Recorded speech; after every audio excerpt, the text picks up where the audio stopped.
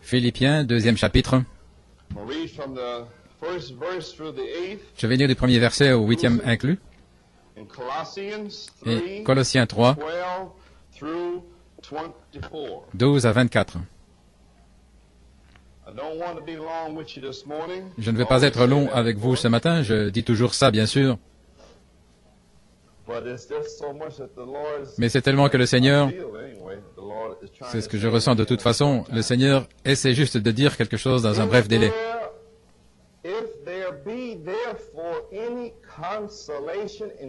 Si donc il y a quelque consolation en Christ, s'il y a quelque consolation dans l'amour, s'il y a une union d'esprit, s'il y a quelque compassion et miséricorde, rendez ma joie parfaite, ayant un même sentiment, un même amour, étant d'un même accord, d'une même pensée. Ne faites rien par esprit de parti ou par vaine gloire, mais que l'humilité vous fasse regarder les autres comme étant meilleurs que vous-même. Que chacun, au lieu de considérer ses propres intérêts, vos propres bénédictions, etc., considère aussi ceux des autres. Que chacun veille au bien des autres, ayant en vous les sentiments qui étaient en Christ Jésus. Étant dans la forme de Dieu, n'a point regardé comme une proie arrachée d'être égal avec Dieu, mais s'est dépouillé lui-même en prenant une forme de serviteur, en devenant semblable aux hommes. Et ayant paru comme un simple homme, il s'est humilié, se rendant obéissant jusqu'à la mort, même la mort de la croix. Et Colossiens, 3e chapitre, verset 12. En tant qu'élus de Dieu,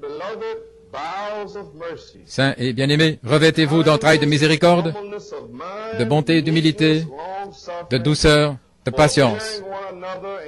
Supportez-vous les uns les autres, et si l'un a sujet de se plaindre de l'autre, pardonnez-vous réciproquement. De même que Christ vous a pardonné, pardonnez-vous aussi. Mais par-dessus toutes ces choses, revêtez-vous de la charité, qui est le lien de la perfection. Et que la paix de Dieu règne dans vos cœurs, à laquelle vous avez été appelés pour former un seul corps, et soyez reconnaissants. Que la parole de Christ habite parmi vous abondamment en toute sagesse. Instruisez-vous et exhortez-vous les uns les autres, par des psaumes, des hymnes, des cantiques spirituels, chantant à Dieu dans vos cœurs sous l'inspiration de la grâce. Et quoi que vous fassiez en parole ou en action, faites tout au nom du Seigneur Jésus, en rendant par lui des actions de grâce à Dieu le Père. Femmes, soyez soumises à vos maris, comme il convient dans le Seigneur. Marie, aimez vos femmes, et ne soyez pas amers contre elles. Enfants, obéissez à vos parents en toutes choses, car cela plaît au Seigneur. Père, n'irritez pas vos enfants à la colère de peur qu'ils ne se découragent. Serviteurs, obéissant à vos maîtres en toutes choses selon la chair, non pas seulement sous leurs yeux comme pour plaire aux hommes, mais avec simplicité de cœur, dans la crainte de Dieu. Tout ce que vous faites, faites-le de bon cœur, comme pour le Seigneur, et non pour des hommes, sachant que c'est du Seigneur que vous recevrez l'héritage pour récompense, car vous servez le Seigneur Jésus-Christ. Que le Seigneur ajoute la bénédiction à la lecture de sa parole. Je voudrais comme titre cette petite pensée, la pensée de Christ. Paul disait ici aux Philippiens qu'il lance un appel fort. Il donne une exhortation à l'unité et à la douceur, à l'humilité. à être d'un même accord et d'une même pensée. Maintenant, Paul parle à des chrétiens matures et il présente Christ comme le modèle, l'exemple à suivre.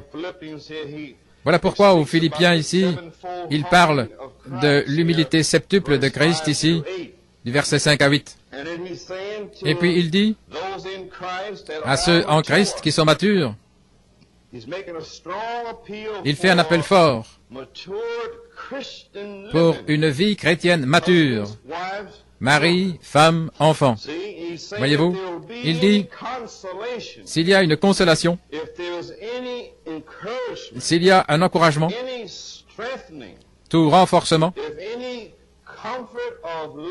une consolation d'amour, voyez-vous, de quelle que soit l'incitation persuasive en vous, voyez-vous, de quelle force stimulante, quelque chose qui vous fait avancer. Il fait appel à ce quelque chose en vous qui vous installe ici, qui vous fait aimer les uns les autres. S'il y a une communion de l'esprit, une communion, voyez-vous, des entrailles de miséricorde. La miséricorde est une tendre compassion. S'il y a quoi que ce soit en vous, accomplissez ma joie. Rendez ma joie complète en faisant ces choses.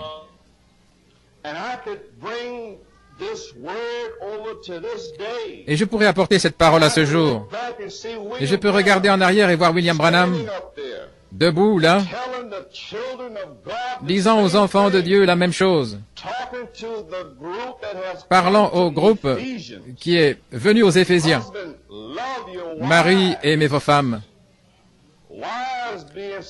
Femmes, soyez soumises à vos maris dans l'obéissance.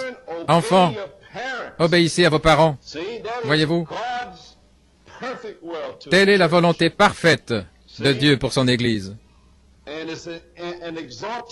Et c'est une exhortation à marcher dans la lumière de la pleine parole, la parole de justice.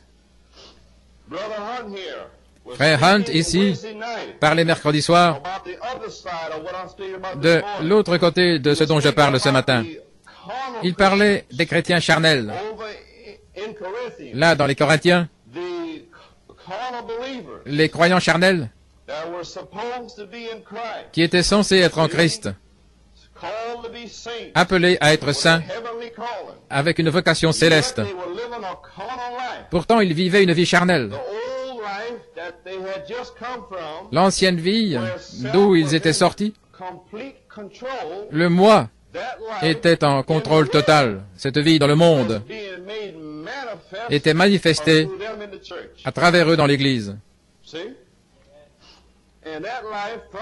Et cette vie du monde, les plaisanteries, la folie, jouer, les conflits, l'envie, être vicieux, faire des histoires avec quelqu'un au point de les emmener devant un tribunal païen, juste pour pouvoir dire à votre frère, j'ai le dernier mot, voyez-vous. Ça vient de la vieille chair, c'est de l'ancienne vie. Frère Hunt parlait de ces choses,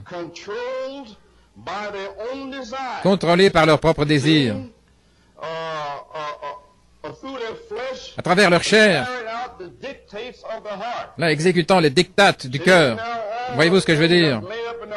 Tout ce qui était étendu dans leur cœur, et leur propre esprit, leur propre moi, voulant se forcer, oignant leur chair, avec des paroles et des actions, de méchantes paroles et des choses méchantes les uns envers les autres.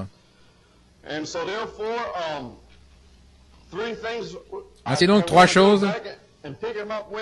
Je veux y retourner et reprendre cela mercredi, si vous n'étiez pas là mercredi. Leurs croyances ne faisaient qu'un, voyez-vous. Mais leur comportement, c'était autre chose. Ils professaient tous croire en Christ, mais leur comportement, Leur comportement, c'était autre chose. Et l'envie qui était dans l'Église, ce sont des pensées en action dans leur cœur. Les pensées ici, leur envie. Voyez-vous ce que je veux dire? L'envie dans leur cœur, c'était des pensées en action. Les conflits étaient des paroles en action. C'est quand les pensées et ainsi de suite qui sortent par la bouche et qui commencent à lutter contre vous. Peut-être des conversations et ainsi de suite. Il y avait des conflits manifestes. Et la division était des actes en action, en opération.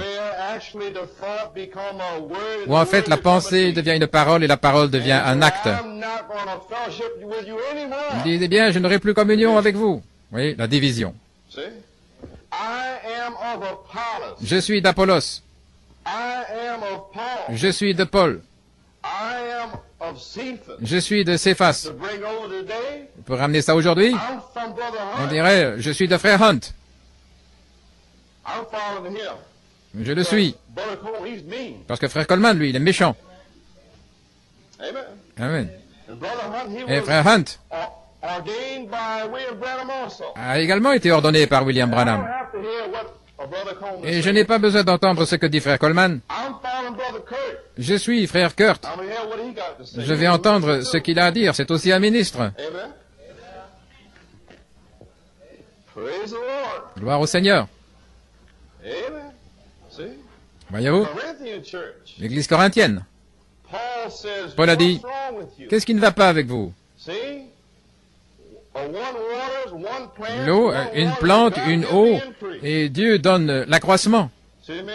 Voyez-vous, c'est Dieu que nous servons.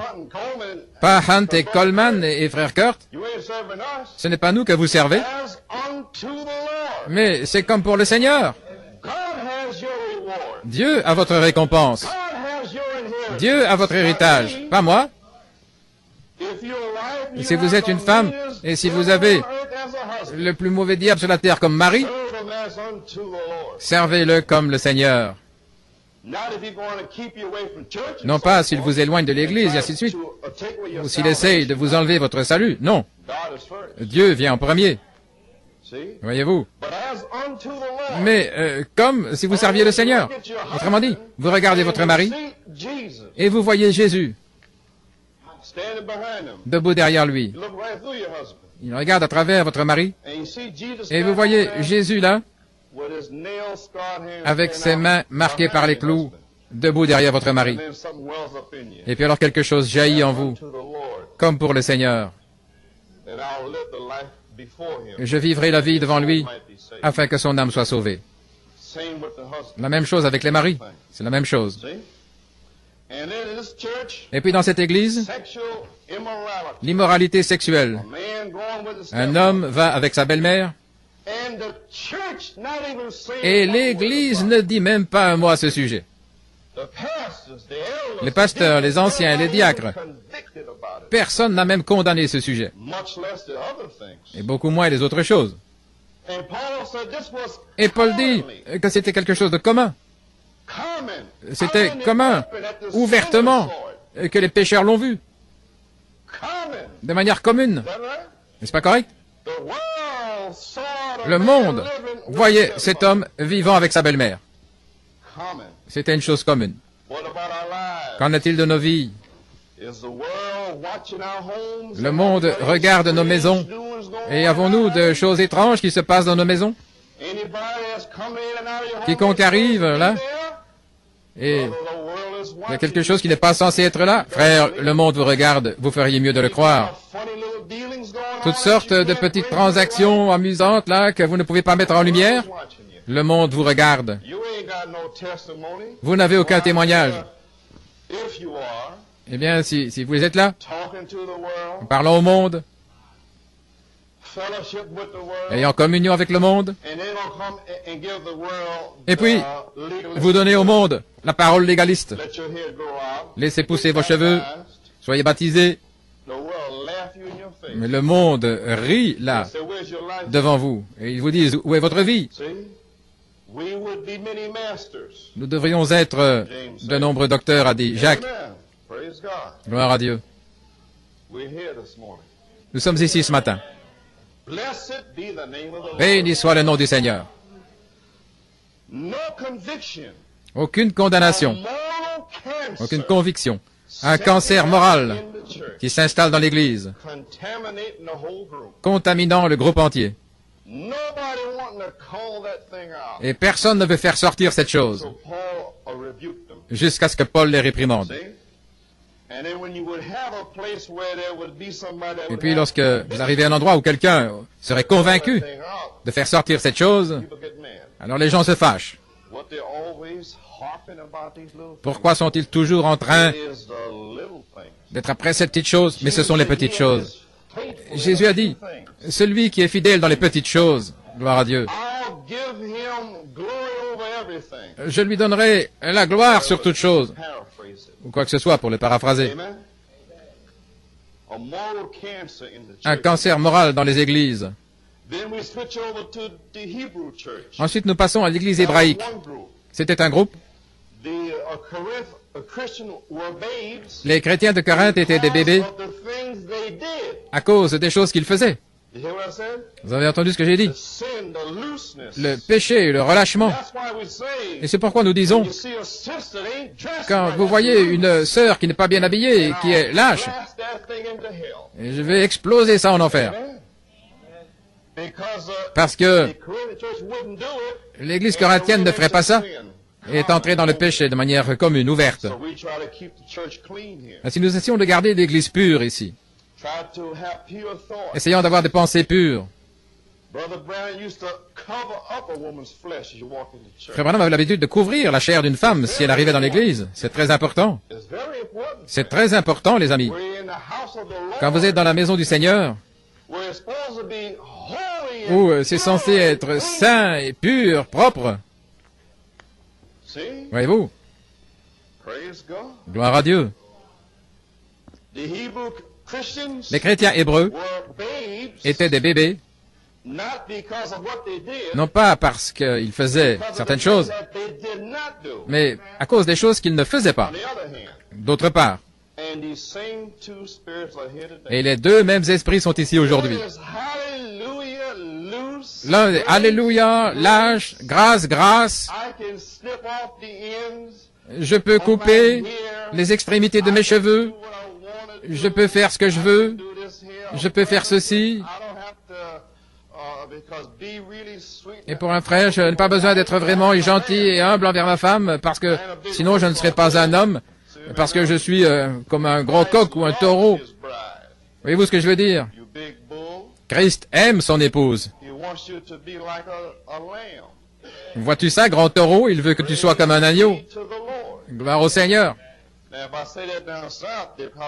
Maintenant, si je disais ça dans le Sud, ils me chasseraient probablement, les anciens. Mais je peux dire ça ici. Gloire au Seigneur. Mais s'il m'envoie un jour dans le Sud, je dirai la même chose. C'est juste. Voyez-vous ce que je veux dire? Vous y voilà. Vous avez ces esprits puissants qui ne veulent pas se plier à la parole de Dieu. Ainsi, les chrétiens hébreux étaient des bébés à cause des choses qu'ils ne faisaient pas. Paul a dû les défier par la parole. En Hébreux 5, je pense que c'est de 10 à 12 ou 14 là. Alors il leur a dû parler de Hébreux 6, 1. Ainsi donc, laissant les principes de Dieu, le ABC, allez, vous les Hébreux, en laissant ces premiers principes de la doctrine du baptême au nom de Jésus, sortez de vos différentes organisations, etc. C'est merveilleux. Mais allons de l'avant jusqu'à la maturité. Donc ils étaient des bébés parce qu'ils ne voulaient que du lait. Ils ne voulaient pas la nourriture solide. Ils ne pouvaient pas discerner entre le bien et le mal. Et je vois ces deux esprits aujourd'hui. J'en vois un qui traverse l'église pentecôtiste trinitaire, les robes courtes, les cheveux coupés, prophétisant, parlant en langue. Oui, ce dont je parle. Des femmes prédicatrices parmi les trinitaires. Ceci, c'est quelque chose de lâche. Et les ministres qui vont avec les femmes et tout. Et le Seigneur même, c'est la grâce, la grâce. Et vous voyez l'autre esprit, l'esprit hébreu, des frères saints. Ils aiment ça, des frères saints. Et ils aimeraient être appelés à l'extérieur, les frères saints, cet appel céleste. Je suis sauvé, j'ai été baptisé au nom de Jésus, et je serai pris dans l'enlèvement, des frères saints. Marchant là, je ne veux plus de paroles. Là, les gens du nom de Jésus, ils ne veulent rien d'autre. Les femmes ont peut-être des robes longues, des cheveux, des manches, des robes longues. Là, saints, ils prient, ils jeûnent, ils font tout. Qu'allez-vous leur dire? Par conséquent, en laissant l'ABC, continuons, dit Paul, aux choses qui accompagnent le salut. Quel genre de choses? La prédestination, l'adoption, la résurrection et toutes ces choses. Ces signes suivront ceux qui croient. Alors, passons à ces choses, dit Paul. Mais je me suis fait baptiser au nom de Jésus. Continuons, frères. Un prophète est venu, Malachie 4. Amen. Mais une femme prédicateur, je peux prêcher. Continuons, sœur. Un prophète est venu. Vous feriez mieux d'avoir le pouvoir sur votre tête aussi. Un prophète est ici. Allons de l'avant. Les deux étant des bébés. Et Dieu a dit à William Branham de cueillir des fruits des deux arbres. Mais quand vous arrivez aux Éphésiens, vous allez avoir une épouse prête pour la nourriture solide, pour la pleine parole. Et je prie Dieu que je parle à eux ce matin. Pas les grands saints, si élevés et propres, et ils ne peuvent pas faire de mal. Et si quelqu'un vient là, un peu bizarre, ils ne veulent rien à faire avec eux. Vous savez ce dont je parle? Peut-être qu'ils sentent quelque chose. Ils ne veulent pas s'approcher d'eux. Je ne veux pas les inviter à la maison. Oui, les plus drôles, vous savez. Ils sont si saints et propres. Peut-être que si un frère tombe dans l'égout, il ne va pas le ramasser. Ils sont tellement saints et hauts. Et ce même esprit les conduit à l'abstinence. J'espère que vous avez saisi. L'autre entre dans l'adultère et la polygamie. Et l'autre va dans l'abstinence. J'ai prié, je suis saint, Dieu m'a appelé, je suis dans l'épouse, je ne peux rien faire de mal, je suis dans le message, donc j'ai tout. Continuons, frère, jusqu'à la perfection. Passons à la maturité. Parce que de meilleures choses sont attendues de vous. Gloire au Seigneur. Ainsi donc, ils devaient grandir pour permettre à la parole de Dieu de les défier, de les enseigner, de les posséder, voyez-vous, jusqu'à ce qu'ils soient matures. Et Paul les a mis au défi dans Hébreux 5. Maintenant, nous voyons alors que l'esprit hébreu que nous voyons ici, et l'esprit corinthien ici également, les deux, un sur le côté gauche et l'autre du côté droit. Et ils ont tous les deux tort. Et les deux vont finir dans Saint Matthieu 24, si proches, au point de séduire les élus si c'était possible. Mais il y a un esprit du Saint-Esprit, et c'est la parole. Et cet esprit prend chaque parole. Il se redresse là de la souillure dans l'église corinthienne et puis il est brisé à lui-même parce qu'il n'est pas aussi saint qu'il pense être, et ils disent « Je ne suis rien ».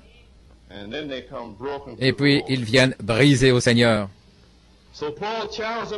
Alors Paul les a mis au défi en hébreu en disant « Vous êtes fatigués d'entendre, vous êtes fatigués de faire, vous êtes fatigués d'enseigner, vous êtes fatigués de témoigner, fatigués de servir, parce qu'ils s'étaient arrêtés.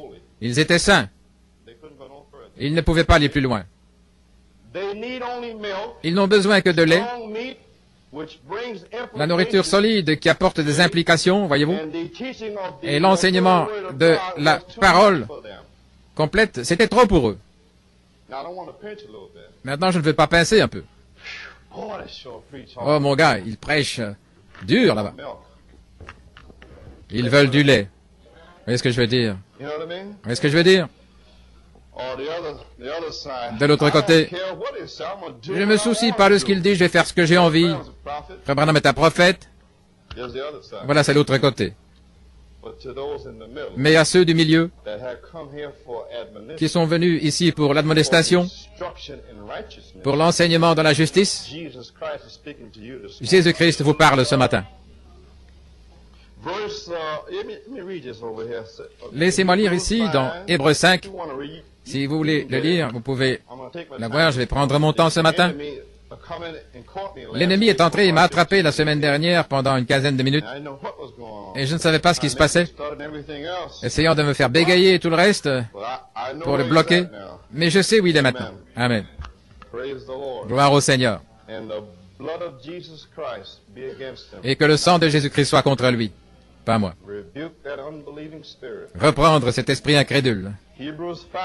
Hébreux 5, gloire au Seigneur. 11. Dont nous avons beaucoup de choses à dire. Difficile à dire. Oh, gloire à Dieu. Attendez que les 7 tonnerres fassent entendre leur voix. Les paroles difficiles à comprendre pour les bébés. Mais attendez qu'ils puissent faire entendre ces choses à ceux qui sont adultes. Se faire entendre. L'énonciation prophétique. Paul dit ici, dont nous avons beaucoup de choses à dire et difficile à exprimer.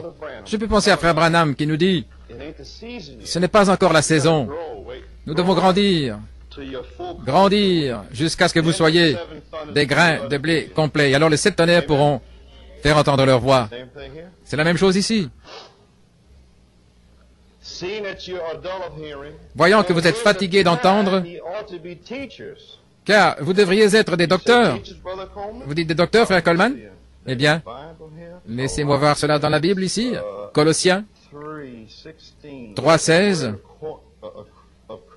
Que la parole de Christ, l'expression du Saint-Esprit, demeure en vous richement en toute sagesse, vous enseignant et vous exhortant les uns les autres par des psaumes, des hymnes et des cantiques spirituels, chantant avec grâce dans votre cœur. L'enseignement? Oui, monsieur. Oui, oui, monsieur, oui, madame. S'enseigner mutuellement et pas être haut et saint. Et un hébreu marchand. Maintenant, frère, le Seigneur m'a montré par un songe que tu es dans le péché. Je ne parle pas de ça. Ça, c'est un pharisien. Voyez-vous ce que je veux dire? Parce que tout ce que vous avez à faire pour vérifier cet esprit, eh bien, le Seigneur m'a montré, frère, que tu es dans le péché. Oh. C'est la seule façon dont je peux faire sortir ces choses. C'est de vous donner une illustration comique parfois, pour voir la chair comme Dieu la voit. Car, pour ce temps, vous devriez être des docteurs. Vous avez besoin qu'on vous enseigne à nouveau quels sont les premiers principes des oracles de Dieu. Vous êtes devenus tels qui ont besoin de lait et non de nourriture solide. Car quiconque utilise du lait n'est pas habile dans la parole de justice, car c'est un enfant. Maintenant, écoutez. Si le bébé prend du lait et qu'il est toujours au biberon, il ne peut pas parler. Est-ce que c'est correct? Alors, il ne peut certainement pas prononcer les 7 tonnerres, ce qui est la voix de Dieu dans l'épouse, pour parler et prononcer ces choses profondes qui sont cachées dans l'Esprit de Dieu. Oh, gloire à Dieu. Ce sont encore des bébés. Des bébés corinthiens ou des bébés hébreux, l'un ou l'autre. Lequel sommes-nous ce matin? Voici la parole. C'est ce que Paul dit ici. Pour tous ceux qui utilisent du lait. Maintenant, l'appel de ce matin, c'est que nous devons continuer. Ça fait 3 semaines maintenant que j'insiste sur ces choses, en vous les exposant, en vous montrant pourquoi nous devons continuer. Voyez-vous là, sous forme de bébé. Mais un jour, bientôt, nous marcherons et nous aurons continué. Point final. Que cela entre profondément. Mais Dieu, dans sa miséricorde et sa grâce, je vous présente cela. Pourquoi nous devons continuer? Vous montrant cet esprit. Et un jour bientôt, il marchera ici, derrière la chair, avec la parole forte, la parole de justice, ce qui est la doctrine de la justice. Car c'est un bébé. Mais la nourriture solide est pour ceux qui sont majeurs, même ceux qui, en raison de l'usage, saisissez ça, ont leur sens exercé. Ceux qui sont majeurs maintenant, ayant eu leur sens, leurs esprits, leurs pensées, leur cœur exercés, en pratique depuis environ 7 ans, discernant le bien et le mal, essayant de faire ce qui est moralement juste, essayant de faire ce que Dieu a dit de faire, essayant de le faire, et en discernant la partie mauvaise, l'esprit hébreu et l'esprit corinthien. Et ils se sont jetés sur la parole et se faire critiquer pour vouloir tout bien. Les petites choses, ces petites choses ici, voyez-vous. Ils ont discerné qu'autre chose est mal, tout est mal en dehors de la parole. Ces petites questions banales. Pourquoi s'embête-t-il pour la petite chose, l'ordre de l'Église et ceci et cela, toutes les petites choses, voyez-vous? Ils avaient leur sens exercé, pratiqué, pour discerner à la fois le bien et le mal. Dieu a envoyé la parole de ces dernières années, avec des tests, des épreuves, permettant différentes choses qui vous soient faites, voyez-vous? Et vous le discernez, et vous allez devenir fou et puis vous envoler. Mais l'amour dans votre cœur couvre leur multitude de péchés. Vous réalisez qu'ils ont une poutre, mais qu'ils ont une paille dans les yeux, mais vous avez une poutre. Et vous essayez donc de faire sortir la poutre qui est dans votre œil d'abord, avant que vous soyez loin du Seigneur pour aller retirer la paille dans l'œil d'un autre. Je parle à l'épouse ce matin. Car tous ceux qui continuent de se nourrir de lait sont évidemment inexpérimentés, non qualifiés dans la doctrine de justice. C'est-à-dire de conformité. Maintenant, la doctrine de la justice est conforme à la volonté divine, en but, en pensée et en action. Voyez-vous, car il est un simple nourrisson incapable encore de parler. Pourquoi est-ce si important, si vous êtes encore un bébé, pas encore capable de parler, alors vous n'êtes pas arrivé à maturité, vous n'êtes pas prêt pour la justice de Jésus-Christ qui doit se manifester par lui-même. Il doit le montrer à son épouse. Il lui a donné un message prophétique, les 7 sceaux, et son apprentissage. Venez mes colombes, mes agneaux, apprenez de moi. Voilà ce qu'il a dit. Je suis le Seigneur. Je ne suis pas dans votre église de Laodicée. Je suis la parole à l'extérieur. Lavez-vous par le lavage de l'eau de la parole. Lavez la souillure de Laodicée. Débarrassez-vous de toutes ces vieilles habitudes corinthiennes. Soyez inspirés et ne soyez pas paresseux comme ces Hébreux, marchant là dans leur propre sainteté. Laissez-moi entrer dans votre vie, là, dans votre maison, dans votre chambre. Laissez-moi entrer. Pas simplement à l'extérieur, venir à l'église, retourner, ainsi de suite. Mais dans votre maison, quand je veux vous faire un procès, là, vous me bloquez. Voyez-vous? Laissez-moi entrer dans votre maison. Le Seigneur, je veux y rester. Je veux être avec vous là au travail. Je veux marcher avec vous, parler avec vous. Voyez-vous? Allons jusqu'à la perfection. Mais le Seigneur, le diable m'a fait ça. Le diable m'a dit ça. Oui, mais je vous parle maintenant. Mes propres pensées qui étaient cachées avant la fondation du monde. Je vous en ai parlé à travers le prophète, l'Esprit du Seigneur. Ainsi donc, si vous êtes encore un bébé, pas encore capable de parler, alors vous n'êtes pas mûr, prêt pour la parole, la doctrine de justice, et pour pouvoir prononcer la parole de Dieu les uns aux autres. Ça va être une épouse qu'il va utiliser pour parler. Ça va être chez vous, les uns envers les autres, s'enseignant les uns les autres, se réprimandant par des cantiques, des hymnes, et ainsi de suite. Une parole du Seigneur pour l'autre, et Dieu vous donnera une parole pour elle, pour voir s'il est humble, et Dieu le fera, vous donnant une parole. Oui, pour faire tomber les deux, l'un ne sera pas au-dessus de l'autre. Nous ne savons pas, les amis. Nous entrons quelque part, frère. Gloire à Dieu. Je le vois. C'est bien disposé là-devant. Ainsi donc, et pour ce groupe, laissez-moi vous lire ceci. Nous avons le temps, n'est-ce pas? À la page 26, dans le 4e sceau, les choses pour lesquelles nous sommes ici. Ainsi maintenant, nous l'avons vu venir ce soir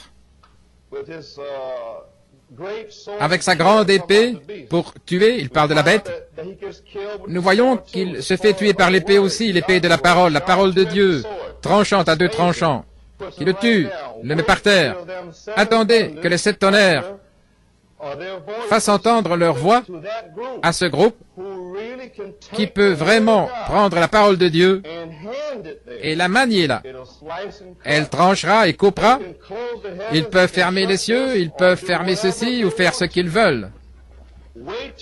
Attendez que le groupe qui est sorti ces dernières années ici maintenant, qui est sorti de l'esprit corinthien, qui a été lavé, qui est sorti de cet esprit hébreu et en a été lavé, et qui ont leur sens exercé, qui savent discerner le bien du mal.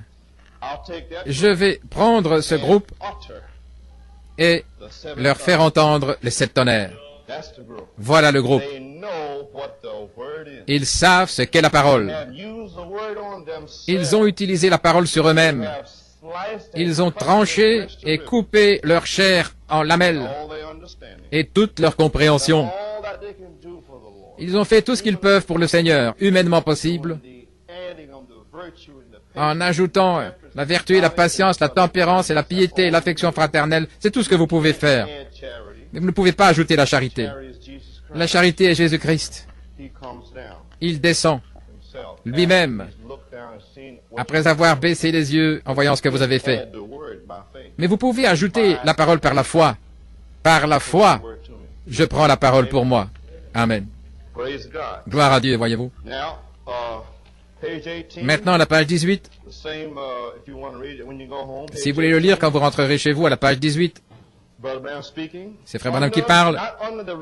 Pas sous la révélation de l'âge du lion, ou le premier âge, ou l'âge primitif. Cela n'a pas été révélé. L'âge suivant était l'âge du bœuf, qui est l'âge sombre. L'âge moyen, il n'a pas été révélé.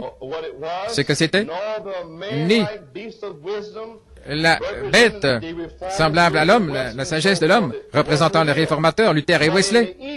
Mais dans l'âge de l'aigle, le dernier âge, l'âge prophétique, où il doit se lever l'expression prophétique, voyez-vous, à qui le secret vient toujours. J'espère que vous pouvez voir ce qui se passe ce matin. Comprenez-vous, les amis, qu'il y a des aigles qui se sont nourris de la parole. Ils ont reçu la voix des 7 tonnerres comme la parole, sans comprendre comme les 7 tonnerres séparés, mais Seigneur, qu'il me soit fait selon ta parole. Voilà une épouse. Ils l'ont reçue. Par la foi, ils l'ont reçue. Et ils l'ont reçue comme étant sa justice, comme son sperme, comme sa semence, comme sa parole. Et Dieu, avant la fondation du monde, pour vous l'illustrer, vous a donné à son épouse un attribut. Et pour l'illustrer, cet attribut est l'ovule de la femme. Vous saisissez? Et puis Dieu lui-même appelle une épouse de Laodicée qui était remplie d'un autre sperme dénominationnel, une sale prostituée. Par conséquent, Dieu en appelle une vierge de la parole. Pas vous-même, nous étions souillés. Nous ne sommes rien. Nous sommes des chiens des nations. Est-ce correct? Je vous le dis, comme le dit la parole. Mais la seule chose qui fait de nous une vierge, c'est quand nous recevons la parole de Dieu. Gloire à Dieu. Cela et cela seul fait de nous une vierge. Sinon, nous sommes des prostituées par Ève. Amen. Et il a mis un ovule dans le cœur, dans l'âme, dans l'utérus, en remontant là-dedans un œuf, l'ovule. Et puis il descend, cherchant son épouse. Puis il la remplit de son sperme. Je vous parle clairement de son germe semence, la parole. Et son sperme, germe de semence, le message des 7 sceaux, 7 tonnerres, touche l'ovule dans le cœur de l'épouse et il commence à former Christ lui-même dans le sein maternel. Parole sur parole, parole sur parole, cellule sur cellule, cellule sur cellule. Combien de temps? 63, 64, 65, 66, 67. Parole, parole, parole, cellule, cellule, cellule. L'épouse, aucune sensation, marchant simplement. Qu'il me soit fait selon la parole. Je ne ressens rien, et la parole entre. Amen. Eh bien, vous n'avez rien. Stérile, frère. Je dois souffrir l'opprobre d'abord. Mais je sais que quelque chose s'est passé entre moi et mon Seigneur. Vous n'en savez rien parce que c'était en secret. Gloire au Seigneur. Amen. Vous n'étiez pas là. C'était dans la chambre nuptiale. Et vous n'en savez rien. C'est un secret entre lui et moi. Et nous sommes réunis comme un seul. Une union. Et je n'ai rien à vous dire parce que ce n'est pas votre affaire. C'est entre moi et le Seigneur. Est-ce correct? J'essaie de vous le dire clairement ce matin. Frère, c'est là. C'est ici. N'en voyez-vous pas la forme? Cela grandit chaque jour. Amen. Christ, pleinement formé à l'intérieur. Il est dans l'épouse. Maintenant, il dit qu'il amènera, il a dit que l'épouse qui a ma parole, sperme, semence, liée à son ovule, sa foi, son attribut, elle forme Christ. Et quand l'heure, la plénitude du temps viendra, je me manifesterai, écoutez, pas un corps physique de Christ, mais comme il était en Marie, mais spirituel. C'est à la page 43. Dans votre deuxième message de 6 heures, la parole parlée. Il a dit que le corps, l'épouse, le corps de Christ, produira le corps de Jésus-Christ. Ça ressemble à du grec, mais ce n'est pas le cas. Vous, son épouse, vous avez la parole, sperme, vous êtes son corps. Alors, vous allez produire le corps de Jésus. Pas physiquement, mais spirituel. Gloire à Dieu. Et cela va naître en manifestation. Vous allez voir la forme de Jésus sur la terre à travers vous. Ensuite, un Jésus-Christ adulte sera en vous. La plénitude active de Dieu à l'intérieur, là, œuvrant à travers votre chair. La parole faite chair. Comment est-ce? Comme avec Pierre, comme avec Philippe. Et là, en Philippe, il y avait le sperme parole, la semence, qui est descendue chez l'eunuque éthiopien, la pensée du Seigneur. Là, il y avait un grand réveil. Est-ce correct? Ils étaient baptisés au nom de Jésus. Ils avaient des signes et des prodiges et une grande joie. Est-ce correct? Un grand réveil. Mais la pensée du Seigneur est venue avec Philippe avec la parole semence. Descends à Gaza. Il y a un Éthiopien noir là-bas. Je veux que tu ailles le chercher. Maintenant, les grands ministres, vous voulez dire, laissez ça en Samarie ici et aller dans la bande de Gaza pour un Africain là-bas? Seigneur, tu sais, il y a tous les gens ici. Gloire à Dieu. Mais Philippe avait la parole germe semence. Philippe avait abandonné ses propres idées. Et l'Esprit du Seigneur agissait en lui disant, vas-y. Et ça l'a saisi. Et il a été translaté, envoyé là-bas. Il a eu son propre 747. Amen. Gloire à Dieu. Et il s'en est allé là dans le désert. L'Éthiopien avait été voir les pharisiens, les docteurs en théologie. Ils avaient la parole. Allons. Ils connaissaient plus de paroles que Philippe. Ils avaient étudié les Écritures et ils avaient prié là sous la lumière de la chandelle toute la nuit. Ils étaient saints. Mais quand l'eunuque éthiopien est venu là, il n'y avait pas de germe semence en eux. Ils avaient la parole sans le germe semence. Et ils n'avaient rien à donner. Mais Philippe avait le germe. Alléluia. Philippe avait cette parole de la Genèse. Là, Dieu l'avait fait germer, le germe, une cellule de sang qui est entrée en Philippe. Et il avait la plénitude de Dieu en lui. Et quand il est entré en contact avec l'eunuque éthiopien, il a prononcé quelques paroles. Des paroles de vie sont sorties. Des paroles ointes. Des paroles germes sont sorties.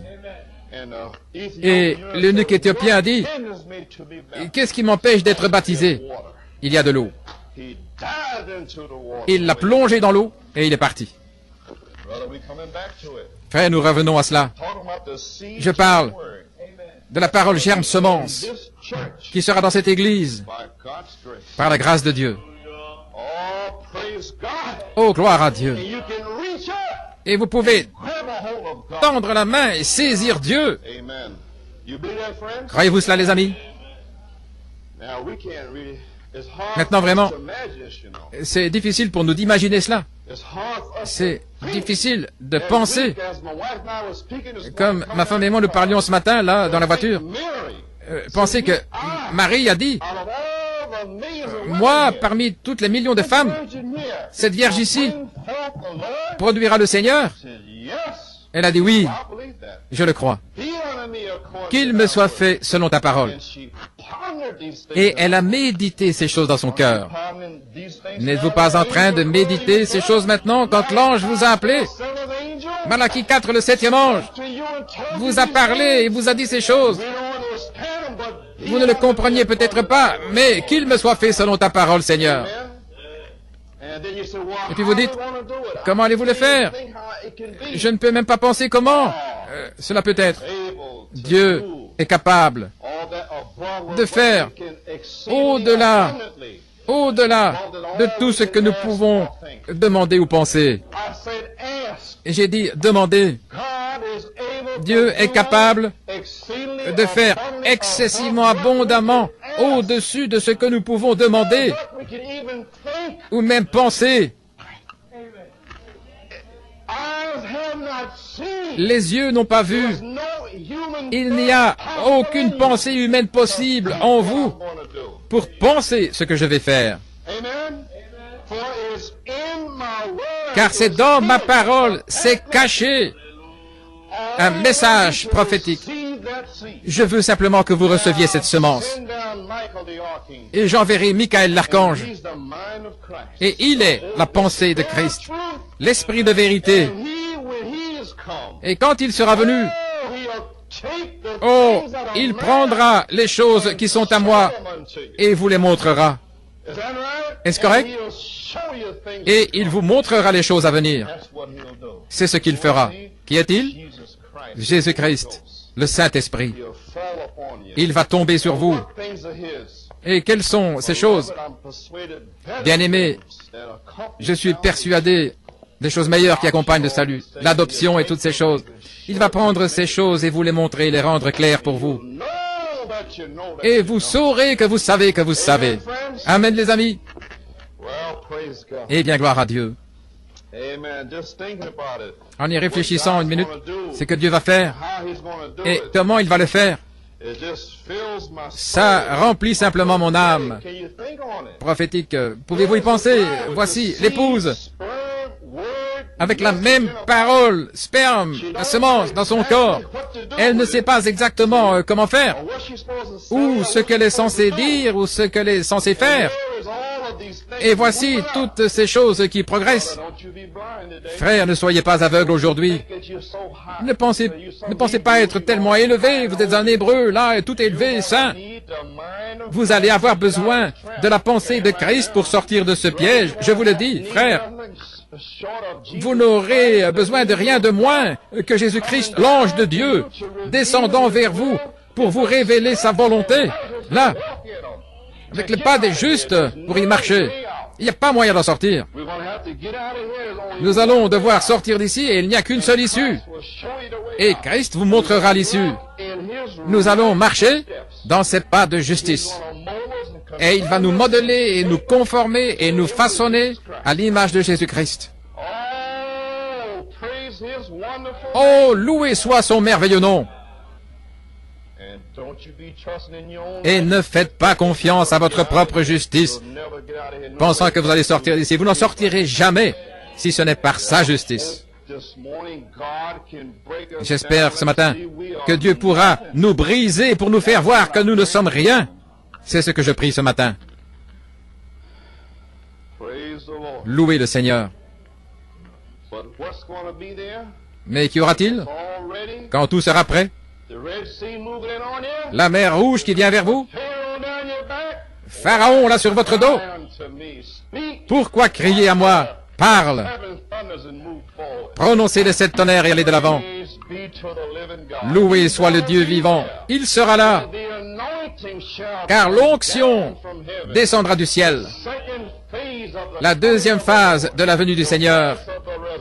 La voix de la résurrection. Michael l'archange, dans sa forme complète, entrera dans l'épouse pour naître en manifestation. Louez Dieu. Dieu, marchant sur la terre sur 2 pieds dans son épouse.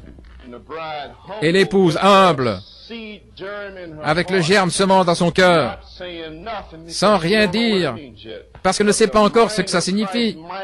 Mais l'Esprit de Christ, Michael, retirant ceci, cela, et quand elle parlera parole sur parole, parce qu'il sera en elle, dans son cœur. Gloire à Dieu. Chaque semence qui sort, il l'arrose. Il l'arrose et cela se passe. Et chaque est ainsi dit le Seigneur. Oh frère, je peux regarder dans l'esprit et voir ces vieux Philistins venir contre cela. Reculez, Philistins. Frère, je peux les voir devenir fous. Oh, fermez cet endroit, boycottez-le. Je peux voir la pression venir. Et quand cette heure arrivera, le troisième pôle, alors parlez, créez tout ce que vous voudrez faire. La puissance, surtout ici, des fils de Dieu manifestés, reprenant le royaume. Le monde entier gémit, soupire, attendant que les fils de Dieu soient manifestés pour reprendre le royaume. Et pour un message court et rapide qui va secouer la nation. L'épouse s'exprimera. Il y aura encore une chevauchée. Oh, gloire à Dieu. Et pendant ce temps, Dieu, nous attendrons. Il va nous mettre dans un tamis et nous secouer tout de ce monde hors de nous. C'est vrai. Jésus-Christ n'avait aucun droit, aucune possession, aucune maison, rien. Les renards ont des tanières et les oiseaux ont des nids, mais le Fils de l'homme n'a nulle part où poser la tête. Est-ce correct? Et nous non plus. Nous sortirons d'ici avec un cri. Dieu nous cachera, nous voilera au monde. Il va lâcher le voile du Saint-Esprit sur vous, changeant nos êtres, là, en Saint-Esprit. Christ, là, regardera par vos yeux. Loué soit le Dieu vivant. C'est vrai, c'est notre promesse, c'est notre espérance. Nous basons tout là-dessus. C'est notre absolu. C'est notre tout. Amen. Gloire à Dieu. L'expression prophétique, marchant, parlant, bougeant dans la parole, ayant notre être entier dans la parole. Amen. Gloire au Seigneur. Que la pensée de Christ entre en vous, qui vous rende enceinte de la parole parlée. Laissez-moi avancer. Comprenez-vous, les amis? Comprenez-vous notre promesse? Ce que Dieu a fait? Il nous a appelés. Nous n'étions que des prostituées du monde. Mais sa parole est venue à nous et a fait de nous une vierge de la parole. Et lorsque nous le recevons, nous sommes vierges. Voyez-vous? Vierge dans le sens où nous n'avons pas d'expérience avec une autre pensée, aucune autre dénomination, pas d'idée d'homme, mais ayant une expérience continuellement avec un seul homme, le Seigneur. Alors vous êtes vierge à sa parole. Aucune autre parole n'entre là-dedans. Mais simplement la parole, le germe semence, la posée dans l'utérus spirituel. C'est tout. C'est clair. Amen. Voyez-vous? La pensée de Christ. N'est-il pas merveilleux? Louez son merveilleux nom. L'Esprit de Christ. Un réveil, comme le réveil de Galles. Les grands dignitaires américains ont couru au réveil gallois. Venez voir ici, où est ce réveil? Et il y avait un policier là, debout, qui a dit, il est en moi. Amen. Et ils vont courir de l'est et du nord, du sud et de l'ouest, et ils diront, où est le réveil des sept tonnerres? Et l'épouse se tiendra là. C'est en moi. C'est en moi. C'est en moi. Gloire à Dieu. Gloire à Dieu. Pensez-y. L'épouse a un réveil avec le Seigneur. Et ils n'en savent rien. Combien nous sommes bénis. Et elle se prépare à faire entendre les choses qui ont pris place à l'intérieur. Elle est prête à dire au monde les choses qu'il lui a dites en secret. Amen. Elle est prête à interpréter la parole. Billy Graham est prête à interpréter la religion d'argent, la corne ecclésiastique et la corne politique se réunissant, Nixon et Billy Graham. Il est prêt à être leur ministre, leur apôtre. Le Conseil mondial ici est prêt à interpréter ce plan d'union. Et je crois, par la grâce du Dieu Tout-Puissant, que Dieu est prêt à interpréter le message des 7 sceaux par l'expression des 7 tonnerres. Mais il doit avoir un corps prêt pour recevoir cela. Vous voyez notre appel, frères? Pas beaucoup de dignes, pas beaucoup de hauts sont appelés à cela, frères. C'est strictement la prédestination. Ainsi maintenant, ce réveil des 7 tonnerres à l'épouse qui peut manier la parole. Amen. Pas le type hébreu, pas le type corinthien, mais nous avons été formés depuis longtemps. Oh, je parle à l'épouse ce matin. Gloire à Dieu. Nous ne parlons pas de ceux qui sont encore en train de faire des histoires à propos de ceci, cela, mais nous parlons de ceux qui ont leur sens exercé depuis environ 7 ans ici. Amen. La parole est entrée. La nourriture solide. Plus de pape, boire du lait. Vous êtes prêts à parler maintenant. Vous êtes mature. Vous êtes prêts à grandir et à parler sans venir dans la chair en disant « Gloire à Dieu, j'ai la parole du Seigneur pour vous ». Non, non. Par des psaumes, des hymnes, dans l'humilité, dans l'amour. Et la personne pourra sentir cela aussi. Oh oui. Maintenant, écoutez, en terminant, j'ai envie d'abréger maintenant. Oh, je suis comblé quand je vois la promesse de Dieu. Gloire à Dieu quand je vois sa promesse. Je dis, c'est pour moi, Seigneur. J'ai pensé dans mon cœur pendant 7 ans que je serais comme Jésus. Oh, être comme Jésus. C'est mon seul désir. J'ai tout abandonné du monde il y a longtemps. Je ne veux rien de ce monde sale, méchant et puant. Ne touchez pas aux choses impures. Il n'y a rien de bon ici de toute manière. Rien. La mode et le monde disparaîtront, frère, c'est juste. Nous nous sommes fondus dans l'éternité. Et celui que nous sentons dans notre cœur, que nous avons vu se manifester à travers William Branham, va être personnalisé, comme il l'a dit, devant nous, dans un corps, une forme, une image. Jésus-Christ, se tenant juste devant nous. Gloire à Dieu. Pensez-y maintenant. Rempli de l'Esprit, nourri de la parole. Maintenant alimenté par la parole, oui, par la parole de justice, vous montrant la parole. Vous dites, eh bien, frère Coleman, comment cela pourrait-il être comme si nous étions tous censés être remplis de l'Esprit dans sa plénitude? Pierre aussi. Mais Paul a dû lui apporter la parole. Est-ce correct? La plénitude de Dieu avec des signes, prodiges et miracles. Mais Pierre s'est dissimulé là, à Antioche. Un petit péché là-bas. Amen. Mais Paul a apporté la parole de justice.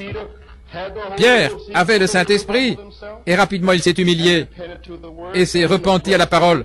Puis le sang a coulé à travers Pierre. Nous y arrivons maintenant, les amis. Nous n'y sommes pas encore, mais cela arrive maintenant. Maintenant, nous avons été des petits bébés, essayant d'entrer dans ce ministère, le ministère de l'épouse, où il prononcera les 7 tonnerres. Vous dites, comment est-ce possible? Et les femmes grecques là-bas,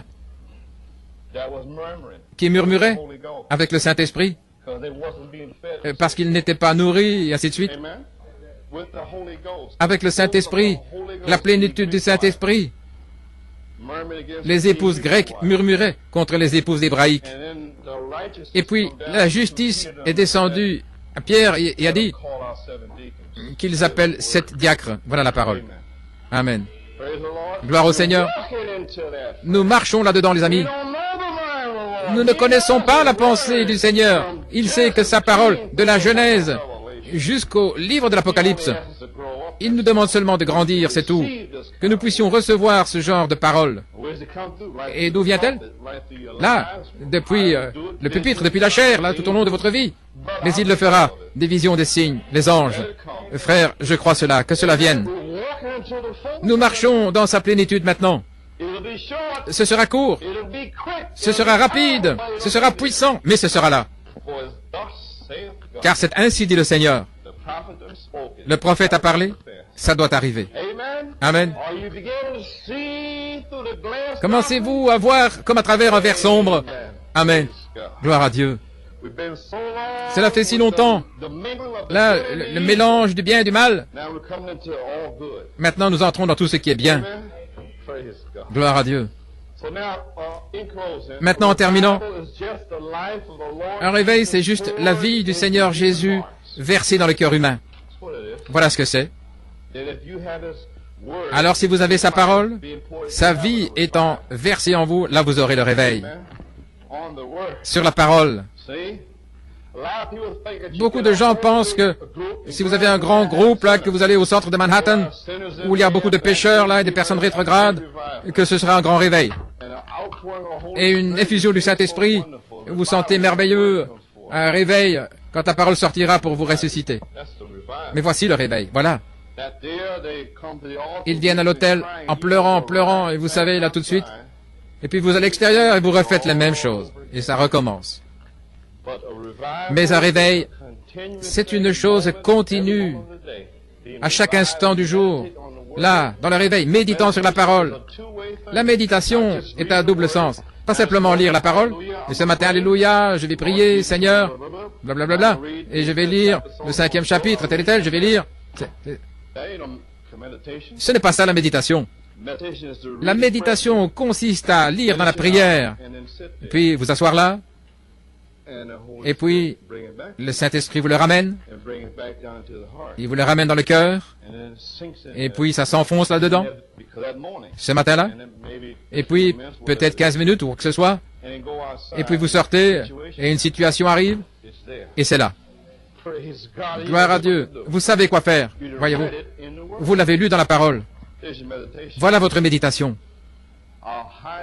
Je cacherai ta parole dans mon cœur pour savoir quoi faire quand je marcherai, et c'est pour ma vie au travail, au téléphone, à la maison. Voilà, c'est pour ça. Laissez-moi entrer dans votre vie, s'il vous plaît. Jésus. Ne soyez pas comme un Hébreu extérieur, vous savez, des saints frères. Ils disent, je suis saint. Alléluia. Ils ne peuvent pas passer par là, voyez-vous. Ainsi, gloire à Dieu. L'aimez-vous? Vous comprenez ce matin ce que j'essaie de dire? Je parle à des chrétiens matures ce matin. Sa puissance se démontrant dans nos cœurs, dans nos vies et services, et sa vie victorieuse nous remplira, voyez-vous, et débordera à travers nous pour les autres. Alors vous verrez une vie abondante sortir, des fruits au centuple qui sortent, et il y a une loi de Dieu. Lorsque vous entrez dans votre moisson, votre maïs, votre huile, votre vin, ils peuvent venir à votre présence, mais ils ne peuvent pas l'emporter. C'est à vous. Dieu vous l'a donné. N'est-ce pas merveilleux? Ils peuvent participer à Christ en vous, tout autour de vous. Et ils peuvent se souvenir des paroles que vous dites. Et quand la période de tribulation viendra, alors, ils courront pour leur vie. Pensez à ces choses, les frères. Cela va arriver. Maintenant, en terminant,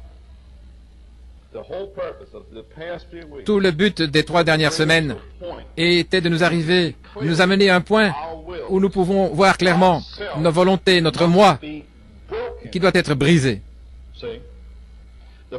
La première chose que nous devons apprendre, c'est que notre volonté doit être brisée pour sa volonté. Non ma volonté, mais ta volonté. Voyez-vous? Maintenant, être brisé, C'est le début du réveil. Jusqu'à ce que vous soyez brisé, vous n'êtes pas encore réveillé. Vous ne faites que jouer. Je parle de cette marche dont je parle maintenant. Maintenant, être brisé, c'est douloureux. C'est humiliant. Vous devez vous humilier. Ah oui. Ce n'est pas moi, mais Christ en moi. Et le je, le I en anglais doit se plier à Christ. C'est, moi, le je prie, je fais ceci. Oui, brisez cela. C'est Christ. Christ, un C. Brisez le je. Alors le cou est cassé. Voyez-vous ce qui se passe ici à New York City? Frère Tommy m'en a parlé. Ils ont une chèvre là, de Judas, une belle chèvre blanche ici à New York. Ils disent qu'elle a conduit 4 millions de moutons à l'abattage ici, là, dans l'Est, à l'abattoir. Et ils appellent ça la chèvre de Judas. Les moutons sont les seuls qui, contrairement aux chevaux, au bétail, vous pouvez conduire les chevaux, le bétail, mais vous ne pouvez pas. Pour les moutons doivent être conduits, dirigés. Donc ils ont obtenu cette chèvre de Judas là, et les moutons regardent et voient quelque chose de brillant et blanc, cette chèvre. Voyez. Et je vous le dis les sœurs, frères, voici quelque chose de beau, de joli, un ministre, une chèvre là, toute brillante. Et voici les brebis, là. Oh, il peut certainement prêcher. Oh, bien sûr, il est humble. Il est gentil, tel et tel. Blond, cheveux ondulés, les yeux bleus. C'est cette chèvre. Voyez-vous ce que je veux dire? Et le vrai berger se tient là. Il est à la corvée tous les jours, là, en essayant de les nourrir. Regardez, là, le bel Absalom. C'est un homme avec les longs cheveux, là, suspendus. Vous voyez ce que je veux dire? Voyez-vous? Et c'est cette chèvre de Judas, 8 fois par jour, là, qui dirige 400 moutons à l'abattoir. Et ça se passe aujourd'hui. Ça se passe maintenant même. Et ils disent que cette chèvre a conduit 4 millions au massacre. Là, une seule chèvre. Une seule mauvaise herbe dans le royaume de Dieu à la fin des temps, dit Frère Branham, qui entraînera des millions de personnes.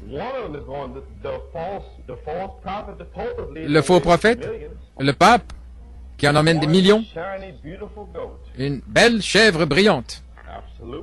Absolument, les amis. Pensez à ces choses. Et le voici, il les conduit là et ils le suivent. Ils pensent qu'il est si doux, merveilleux, et ils s'en vont. Et là, il entre dans l'enclos d'abattage, là, il monte et puis il saute par-dessus. Et ils sont coincés, ils sont piégés là-dedans, les pauvres moutons. C'est juste, voyez-vous. Pensez à ces choses. Mais nous devons être brisés. Et il y a toujours un vrai berger, là, vous dirigeant par la parole. Ceux d'entre vous qui veulent monter plus haut, voici la parole. Très bientôt, des chèvres brillantes vont venir, avec toutes sortes de doctrines et des signes et des merveilles. Faites attention à ces chèvres. Ça fait longtemps qu'elles sont dans le message, frère. J'ai été à la chasse avec le prophète, je suis sympa. Un frère a dit,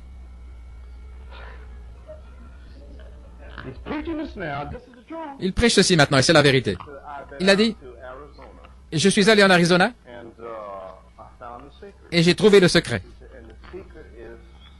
Et le secret est doux, doux, doux, doux, doux. Et il a dit, c'est moi. Maintenant, vous devez avoir votre propre secret. Et ce frère prêche cela partout dans le sud. Et il a attiré pas mal de nos amis. Il est si doux. Il n'inquiète pas les hommes. Il est comme un agneau, m'a-t-on dit. C'est le frère me l'a dit. Et ce frère a vu que c'était une chèvre. Il n'inquiète pas les ministres parce qu'ils parlent l'un de l'autre. Il ne veut rien apprendre de personne. Il est juste avec le Seigneur. Il est si doux. Et quand l'adoption lui a été présentée, quand ça a été lui présenté, il ne le croit pas. Il dit, pourquoi l'adoption, que Dieu sortirait dans le monde comme un homme, comme un garçon de basketball, là, et puis les adopter? Je ne comprends même pas l'adoption. Dieu adopte ses propres fils, pas le fils de quelqu'un d'autre. Il l'a rejeté. Un bel esprit de chèvre. Voyez-vous cet esprit qui en conduit beaucoup dans ce message. Doux, doux, doux. Et quand la parole vient, ils peuvent parler de l'avant. Je vous dis ces choses pour vous secouer, que vous sachiez ce qui se passe dans ce message. Maintenant, le Seigneur ne peut pas vivre pleinement en nous et se révéler à travers nous jusqu'à ce que le moi fier soit brisé. Maintenant, nous en sommes arrivés aujourd'hui, les amis. Nous devons être brisés. Le moi. Qu'est-ce que le moi?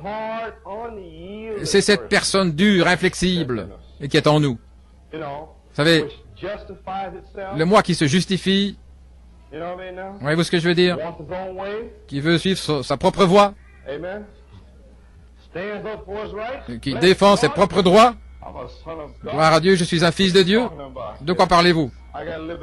J'ai la liberté ici, voyez-vous ce que je veux dire? Donnez-vous aussi la parole et réprimandez. Voyez-vous, ils cherchent leur propre gloire.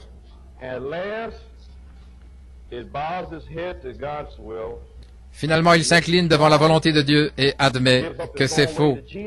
Il abandonne sa propre voie pour Jésus. Il renonce à ses droits, il renonce à sa propre gloire. Le moi est brisé. Afin que le Seigneur puisse avoir et être tout. Maintenant, il meurt au moi et à ses propres attitudes. Et ce n'est pas une chose d'un jour, mais c'est constamment, jour après jour. Voyez-vous ce que je veux dire? Ainsi, regardez. Nous y voilà. Dites toujours, Seigneur, je veux ça. Et qu'est-ce qu'il fait? Il fait pression pour supporter. Vous savez, quand cette pression monte, quelque chose se produit. Quelqu'un vous énerve, c'est une pression à supporter. Vous venez de le dire ce matin? Seigneur, je veux mourir maintenant. Laisse-moi mourir. Alors il exerce une pression. Il laisse presque votre sœur vous gifler, ou votre frère qui vous dit quelque chose de mauvais contre vous. Et alors voilà, la pression est là. Qu'allez-vous faire? Allez-vous réagir? Oh, gloire à Dieu, j'ai mes droits, et ainsi de suite. Ou bien êtes-vous prêt, comme je l'ai dit ce matin, à mourir, à plier le cou, comme les brebis toute la journée, allant à l'abattoir? Êtes-vous prêt à faire ça ce matin? C'est ce que je prêche. La mort à soi-même. Amen. Maintenant, écoutez, nous disons, eh bien, frère Coleman, je vous le dis, je suis vraiment prêt maintenant, je comprends ce matin, ces dernières semaines, je veux vraiment mourir. Bien. Passons à la perfection alors. Maintenant. Disons-nous ça ce matin, ok? Si nous sommes vraiment ouverts à la correction, si nous voulons vraiment être corrigés, là, ce qu'il y a dans notre cœur, vous êtes prêts ce matin? Alors Dieu va nous montrer les expressions du moi qui est fier. Il nous montrera par la parole, il parlera par son esprit, et il pourrait vous dire, un frère pourrait faire quelque chose contre vous, et vous pourriez en vouloir, et le frère l'a fait contre vous. Mais alors, il pourrait révéler l'expression du moi qui veut retourner vers le frère et d'aller se repentir. Pouvez-vous le faire? Si c'est une petite chose insignifiante et vous dites, oh, ça ne veut rien dire, très bien, alors allez vers cette personne jusqu'à ce que le Seigneur dise, arrêtez de faire cela. Alors vous découvrez si ça veut dire quelque chose ou pas. Vous verrez à quel point cette petite chose pour cette personne est une grande chose. Mais il dira, oh, ça ne signifie absolument rien pour moi. Oui. Alors le Seigneur vous l'apportera. Eh bien, arrêtez de faire ceci et cela, ou telle et telle. Alors il sera évalué selon qu'il veut l'abandonner ou pas. Voyez, vous allez le découvrir. C'est une façon de le savoir. Et la seule façon qui peut arriver, c'est par la justice de Jésus-Christ. Voyez-vous? Gloire au Seigneur. Ainsi maintenant, nous devons être prêts à voir la source de chaque péché et inverser la mauvaise attitude qui l'a provoqué par un repentir spécifique. Non pas, je me repens, alléluia, Seigneur, vous savez. Non, un repentir spécifique. Revenez à la personne ou à la chose quand cela s'est produit, et puis repentez-vous. Maintenant, cela signifie que nous n'avons pas vraiment... Ah, vous savez, comme ce matin, frère Coleman, je veux vraiment être humble. Oui, je pense humblement. C'est tellement mignon. Parce qu'après tout, Jésus était comme un agneau. Vous savez comment les gens pleurent, comme dans leur propre esprit, vous savez. Et je vais vraiment recevoir Jésus. Je suis comme un agneau ce matin. Eh bien, en 1962, certains d'entre nous étaient là dans le Connecticut. Et un précieux frère nous a dit comment recevoir la vertu et la patience et la tempérance et ainsi de suite. Certains d'entre nous étaient là. Et il a dit, maintenant, repentons-nous tous et levons la main et dites, Seigneur, je reçois la vertu. Baissez les mains. Levez les mains à nouveau. Maintenant, repentez-vous à nouveau. Maintenant, vous recevez la piété et la connaissance. J'étais là, il était là, il était là. Et nous sommes levés là. Et nous avons traversé les 7 vertus. Et il a dit, maintenant vous l'avez. Frère, ne sortez pas ce matin et dites ça. Je me sens comme un agneau ce matin. Oh, je me sens tellement comme une colombe. Je me sens tellement douce. Voyez-vous ce que je veux dire? Vous êtes séduit, frère. Ça ne vient pas de cette manière-là. Non. Vous savez comment ça vient? Vous êtes prêts maintenant? C'est une expérience. Par expérience. Par une marche, comme le prophète. Chaque jour, un autre démon vient devant vous et vous mourrez. Le lendemain, un autre démon en apporte un autre et mourir à ce démon dans la personne. Puis, 5 autres démons un jour, mourir aux 5 démons de la personne. Une expérience. Ça ne vient pas par un saint sentiment, ça vient par expérience, en prenant la parole. Amen. Gloire à Dieu. Mais maintenant, ce matin, maintenant, vous ne pouvez pas faire cela. Il faudra l'Esprit du Seigneur. Ne sortez même pas d'ici et essayez. Frère Coleman a dit, bien sûr vous ne pouvez pas, mais Dieu est capable de faire extrêmement abondamment au-dessus de ce que vous pouvez demander ou penser. C'est du Saint-Esprit que je parle. Maintenant, voyez-vous, nous devons être disposés à marcher dans la lumière. Voilà tout, voyez-vous. Et soyez prêts à ce que Dieu révèle n'importe quel péché. Êtes-vous prêts pour ça? N'importe quel péché dans nos vies. Amen. Qui peut être dans nos vies.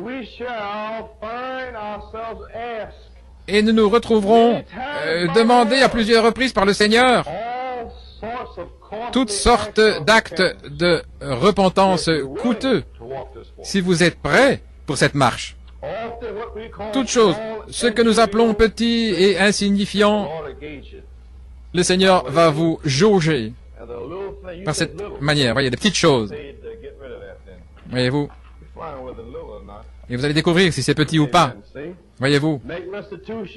Faites la restitution. Allez à celui qui a mal agi et confessez votre mauvaise attitude, votre mauvais ressentiment. Il peut vous dire de faire cela, ici même. Vous ne savez pas ce qui va arriver. Mais vous, vous dites que vous êtes prêt à marcher. Et c'est comme cela. Alors, cette douce sensation viendra, là, agissant comme un agneau. Et puis la colombe descend. Et puis, vous sentez sa présence là. Et vous ressentez cette chose. Mais humblement, par de tels actes, nous connaîtrons le véritable brisement et nous participerons à son humilité en nous humiliant. Seule la croix de Jésus-Christ peut nous briser. Maintenant, regardez.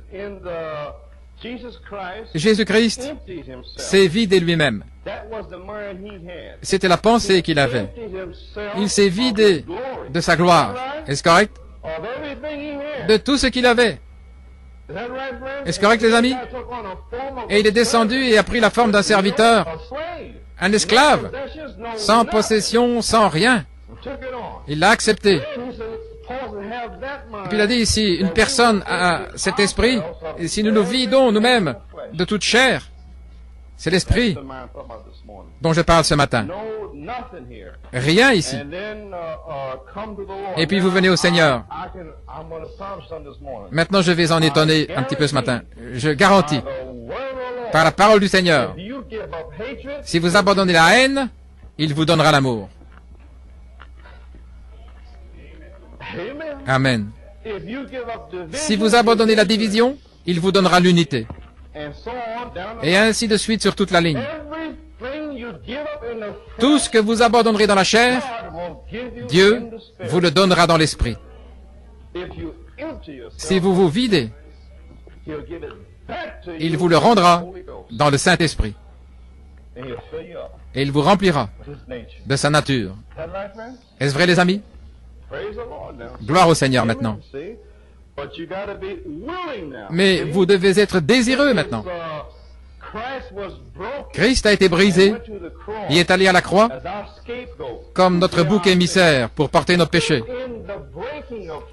C'est dans le brisement des choses que Christ est connu. Est-ce correct? C'est quand Jacob fut brisé dans son esprit qu'Israël est sorti et fut connu. C'était quand les 300 soldats et hommes de Gédéon avaient leur cruche avec lampe en eux et cassé leur cruche que la lumière fut révélée. C'était quand Moïse a frappé le rocher que l'eau est sortie. Et c'est quand Marie a brisé le vase d'albâtre que l'onction s'est répandue. C'est quand Christ a brisé le poisson et le pain qu'ils ont été nourris. C'est lorsque il était sur la croix, brisé en esprit et ainsi de suite, que nous avons eu le salut. C'est dans le brisement de nous-mêmes que nous verrons Jésus. Quand nous nous brisons, brisés devant le Seigneur, rien. Et alors il révélera la lampe à l'intérieur, la lumière du monde. Que Dieu soit loué. Alors je vais terminer maintenant. Cette mort est constante. Chaque jour, dans chaque situation, toutes sortes de choses surgissent et nous devons mourir. Maintenant, écoutez. Nous ne devons pas produire des fruits. Nous devons porter des fruits. Alors, c'est lui qui doit nous donner le fruit. Je n'ai pas de fruits. Est-ce correct? Mais il est la colombe. Et la colombe est le fruit, le Saint-Esprit. Il nous demande simplement d'être le germe semence, la parole, qui est la nature de l'agneau. Nous sommes de la parole épouse et nous nous avançons maintenant, prêts à sortir, avant de pouvoir l'onction, avant de pouvoir sortir. L'onction vient, là, la colombe. Mais ne vous inquiétez pas, ce sera là. Il veut simplement que nous nous conformions, que nous mûrissions, que nous grandissions pour être prêts, sans être des Hébreux ou des Corinthiens, mais prêts finalement en disant « Seigneur, brise-moi et conduis-moi à la croix ». Voilà le message ce matin, que nous devrions être brisés, prêts à accepter la volonté de Dieu dans notre vie et tout. Et ça, c'est l'épouse. C'est qui il est maintenant prêt? Et maintenant, regardez. Quelque chose que je voulais dire ici. L'humilité de Dieu, l'agneau et la colombe sont sûrement les plus douces de toutes les créatures de Dieu. L'agneau, sa douceur et sa soumission. La colombe, c'est la paix. La colombe, c'est la paix. Il n'y a rien de tel que le roucoulement de la colombe en été. La paix de Dieu. Maintenant, regardez. Cela nous montre sûrement que le cœur de Dieu est l'humilité. C'est son cœur, l'agneau et la colombe. Quand l'Éternel Dieu a choisi de se révéler dans son Fils, il a choisi un agneau. Quand il a choisi pour que le Saint-Esprit vienne au monde, il a choisi une colombe. J'essaie de vous montrer que sa nature est un agneau, que son esprit est une colombe. Et une colombe n'habite pas avec un loup qui gronde, comme Frère Branham nous l'a enseigné, mais va rester avec une colombe, je veux dire un agneau. Alors la principale leçon ici ce matin que j'essaie de dire, c'est que le Saint-Esprit, comme une colombe, ne pouvait venir et rester sur le Seigneur Jésus. C'est parce qu'il était un agneau. Et si c'était pour lui, ce sera la même chose pour nous. Nous sommes la parole de l'agneau, prête maintenant à aller au massacre, pour ainsi dire, prête à prendre la parole de Dieu, quoi qu'il arrive, quoi que ça coûte. Que cela coûte mari, femme, famille, possession, maison, quoi que ce soit, nous avons atteint cette heure. J'essaie de vous l'apporter ce matin. Nous sommes arrivés à cette heure maintenant. Nous devons dire que nous sommes prêts. Et nous sommes prêts, vraiment prêts. Alors Dieu, je le crois, moi-même, va bientôt nous montrer sa justice pour nous conduire. Sinon, nous serons piégés ici. Et alors il passera simplement à travers et alors il sera parti et puis il y aura des pleurs et des gémissements. Ainsi décidez aujourd'hui, mari, femme, enfant, que vous allez servir le Seigneur. Qui est le Seigneur? La parole de Dieu. Maintenant, vous ne pouvez pas avoir un pied dedans et un pied dehors. Vous ne pouvez pas reculer. Vous savez cela. C'est une heure fidèle. Ainsi maintenant, nous avons illustré l'état dans lequel le même Saint-Esprit demeurera sur nous. Maintenant, en terminant, je veux terminer maintenant. Il est presque 12h30. Comme nous savons, les manifestations du moi ininterrompu est un loup qui gronde. Là, dans Galates, dans le même chapitre, vous trouverez la manifestation de la colombe, qui est amour et paix et joie, et ainsi de suite. C'est l'un ou l'autre maintenant, les amis. Vous êtes soit un agneau, ou un loup. Ainsi donc, j'ai une note ici que je veux lire. Nous sommes prêts à marcher dans la lumière et mourir sur la croix avec la parole germe semence dans nos cœurs, prêts pour la lumière, la justice de Dieu pour nous le montrer, et nous le voyons. Et la lumière révèle les petites choses dans notre cœur, et nous nous repentons, et le sang coule. Où se trouve le sang? Dans la parole. Et la parole de justice est le sang.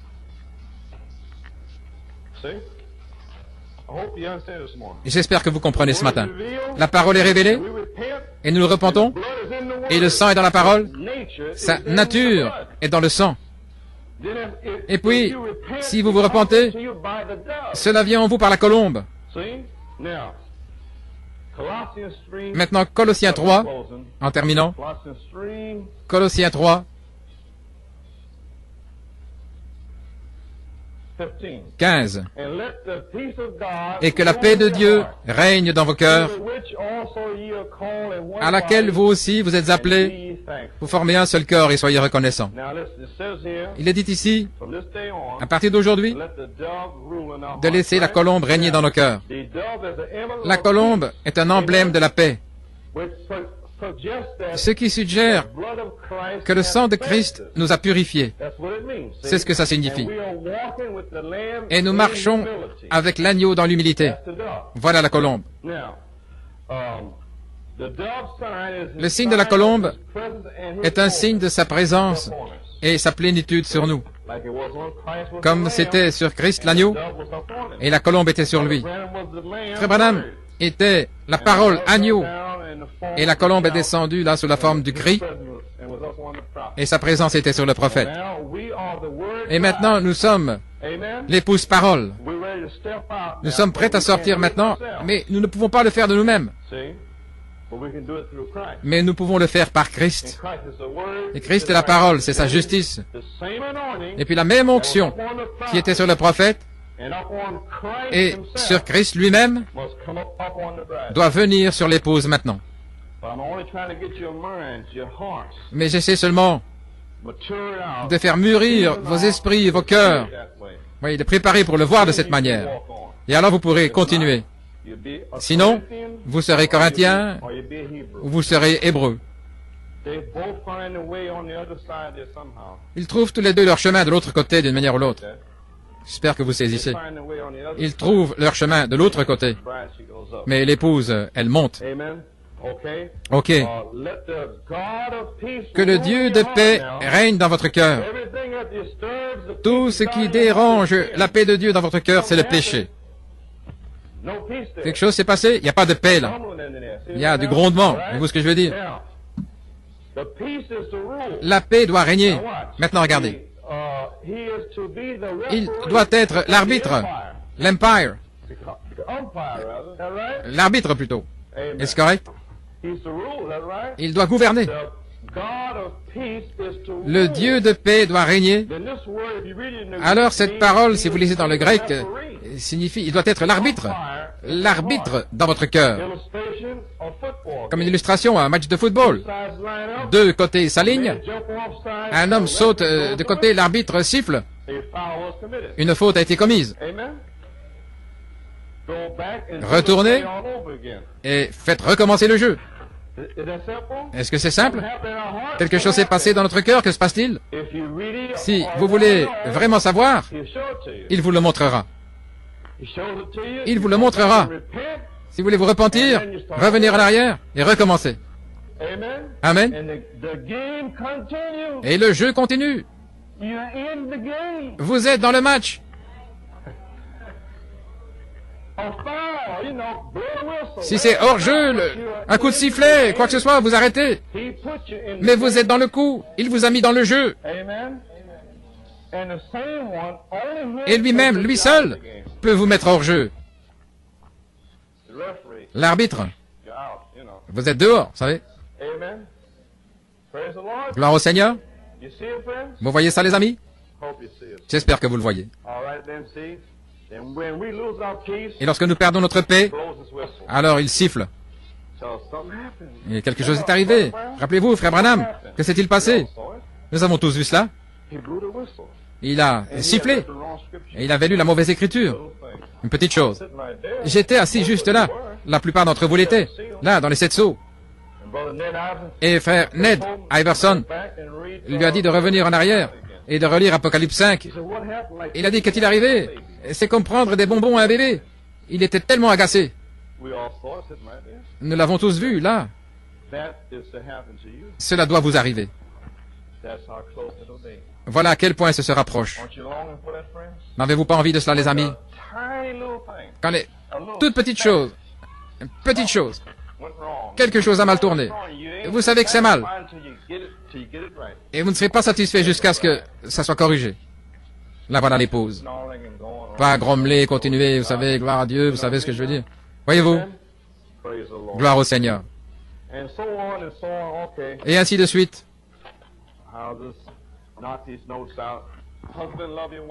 Maris, aimez vos femmes. Femmes, aimez vos maris. Dans la soumission et ainsi de suite. Enfants, obéissez comme au Seigneur. Et je crois, mes amis, que ce qui s'est passé et ce qui se prépare à arriver, si nous laissons la pensée qui était en Christ être en nous, nous humilier dans l'humilité de l'esprit et ainsi de suite, ce qui est l'agneau C'est la seule manière de sortir d'ici, comme un agneau. Sans droit, sans possession, sans rien. Juste les agneaux de Dieu. Et alors, vous verrez la colombe de Dieu s'installer sur ces agneaux. Croyez-vous cela, les amis? Écoutez, vous avez le germe semence en vous. La parole germe, elle est là. Rien qui puisse sortir si ce n'est la venue du Saint-Esprit. Je viens de vous dire ce matin ce que le Conseil mondial fait, Billy Graham, et ce que le monde est en train de faire. Nous voyons toutes ces choses. Nous voyons les mauvaises herbes ici dans le message. La balle est sèche. Vous voyez toutes ces choses. Les mauvaises herbes, là, ils deviennent vertes. Quelque chose sur le point d'arriver. Et ces messages ici étaient pour nous amener à ce point. Le Saint-Esprit, mercredi, ce matin, vous a montré les Corinthiens, vous a montré les Hébreux, les deux esprits. L'un est fier et autoproclamé, et raide, il pense qu'ils connaissent, ils connaissent tout, ils sont saints, voyez-vous. Et l'autre ici est vraiment laissé aller. Ils veulent faire tout ce qu'ils veulent. Et ils sont dans le message, au nom du message. Et les deux ont tort. Et tous les deux se retrouvent dans Saint Matthieu 24, 24. Les oints. Avec l'onction de Dieu sur eux, mais le mauvais esprit à l'intérieur. Un esprit d'église, des Hébreux et des Corinthiens. J'espère que vous le voyez. Un seul esprit. Ils ne veulent même pas que vous disiez quoi que ce soit contre le péché, l'esprit corinthien. Ils ne veulent pas que vous ne disiez rien. De quoi parlez-vous, ces petites choses? Et l'autre esprit, ils veulent que vous apportiez de puissantes révélations et liez la parole, vous savez, et devenez fou de baseball et ces choses. J'essaie de vous montrer avec des choses naturelles. Ils deviennent fous. Ils ne veulent pas continuer. J'espère que vous comprenez. J'essaie d'être aussi clair que possible. Ce sont des esprits sur les gens dans l'église qui ne veulent pas, ils ne veulent pas continuer. Nous l'avons, frère, nous avons le message. Nous croyons la tente ou le cheval blanc ou quoi que ce soit. Et pendant ce temps-là, il y a une épouse qui a la victoire jour après jour, en prenant la parole, et qui marche dans la lumière, marchant dans la lumière.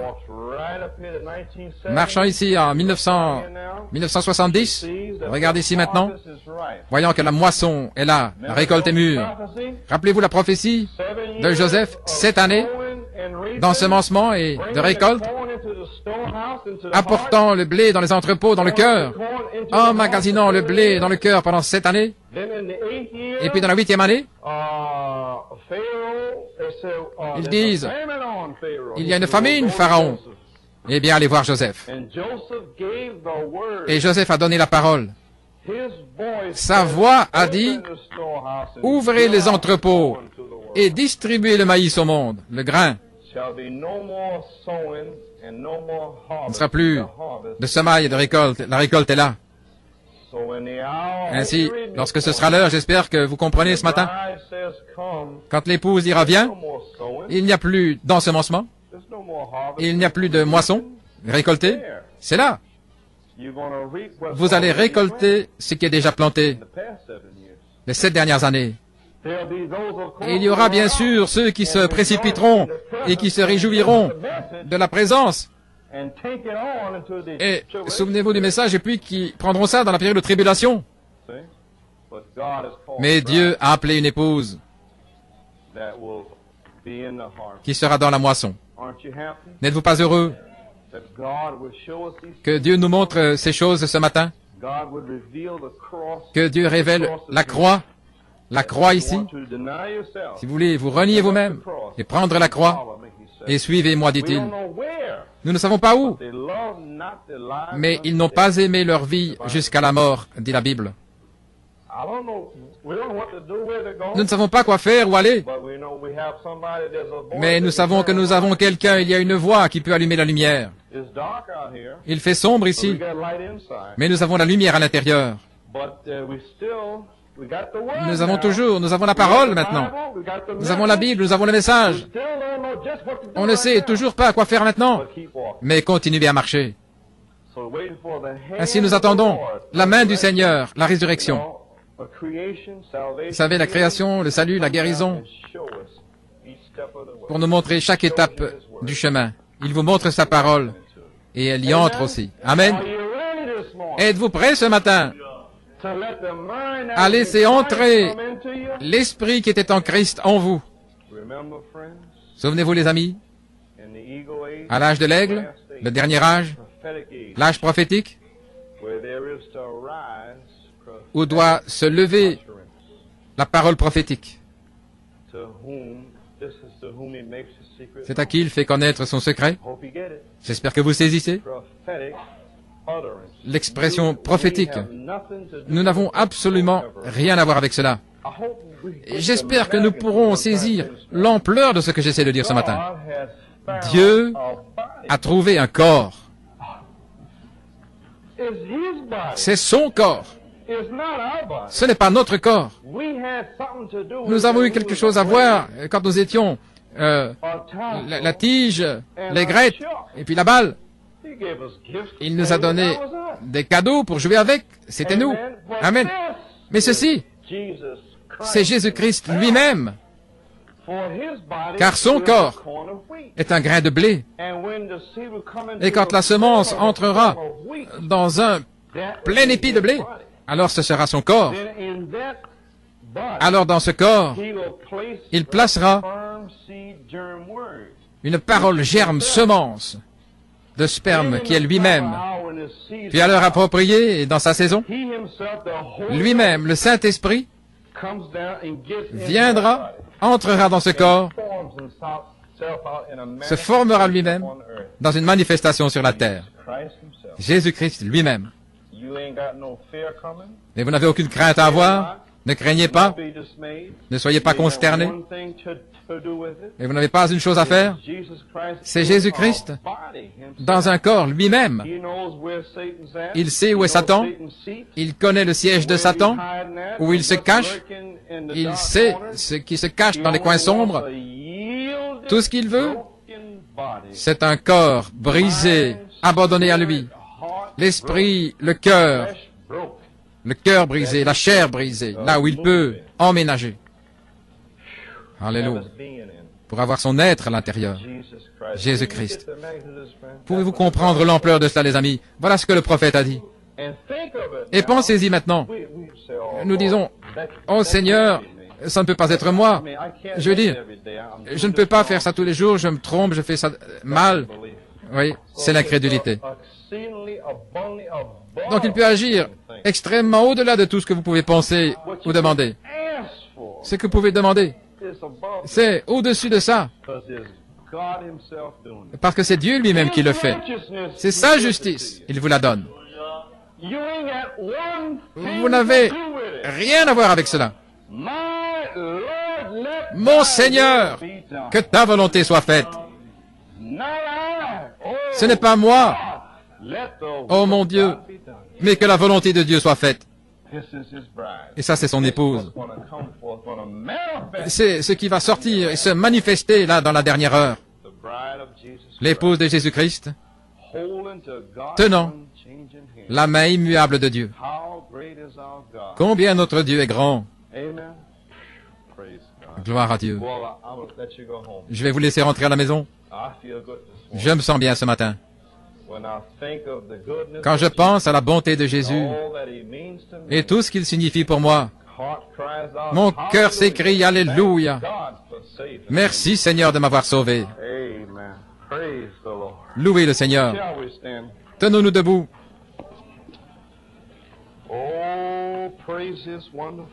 Oh, louange à son merveilleux nom. Merci Seigneur. Nous reviendrons ce soir, ceux d'entre nous qui sont bénis à le faire, et nous écouterons le maître prêcher sur l'agneau et la colombe. J'ai juste essayé d'avoir un petit message ici pour vous donner un petit aperçu de ce dont il parle. Peut-être que ce soir, nous pourrons l'obtenir dans une perspective appropriée. Quand il parle de l'agneau et de la colombe, et du loup, et ainsi de suite, et vous comprendrez, comment dirais-je, la plénitude du Saint-Esprit est la colombe dont Frère Branham parlait. C'est une onction, voyez-vous. Vous êtes toujours un fils de Dieu, vous savez. Mais Dieu lui-même, la plénitude de Dieu, que cela s'éloigne lorsque le loup, la chair sortait. Vous savez ici, quelque chose va se passer, et alors vous montez et l'onction est partie, vous voyez.